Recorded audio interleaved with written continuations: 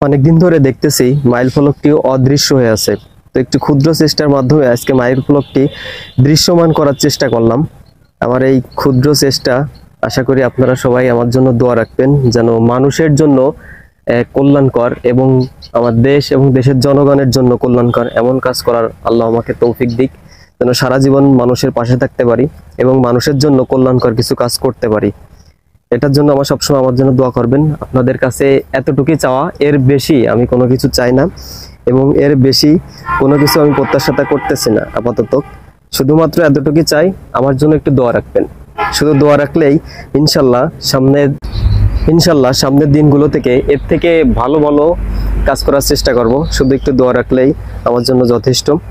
দেশটা আসলেই আমাদের সবারই, আমার দেশটা ভালো রাখার জন্য দায়িত্ব আমাদের কিন্তু সবারই।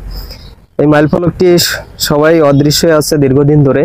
তো আমার চলাচলের পথে আমি দেখতেছি যে এই জিনিসটা অদৃশ্য হয়ে আছে দীর্ঘদিন ধরে। তো ভাবছিলাম যে এটা দৃশ্যমান করার চেষ্টা করব।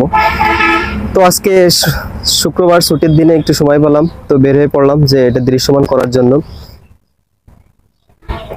যদি আমার কাজটা ভালো লাগে থাকে তো লাইক, শেয়ার, কমেন্ট এগুলো কিছুই লাগবে না, শুধুমাত্র আমার জন্য একটু দোয়া রাখলেই যথেষ্ট।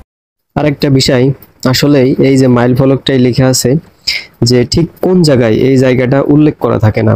তো অনেকে আছে দেখা গেল আপনার মাগুরা 25 কিলো, কিন্তু ঠিক এই জায়গাটা কোন জায়গা, এই জায়গাটা উল্লেখ করা থাকে না। তাও বাংলাদেশ সড়ক পরিবহন অধিদপ্তরের কাছে অনুরোধ করব যাতে আপনার নিচেই লেখা থাকে যে কোন জায়গা, এই জায়গাটা যেন উল্লেখ করা থাকে, তাহলে মানুষের সহজে বুঝতে পারবে যে আসলেই সে যে জায়গায় অবস্থান করতেছে এই অবস্থানের জায়গাটার নাম কি এবং এই জায়গাটা কোন জায়গা।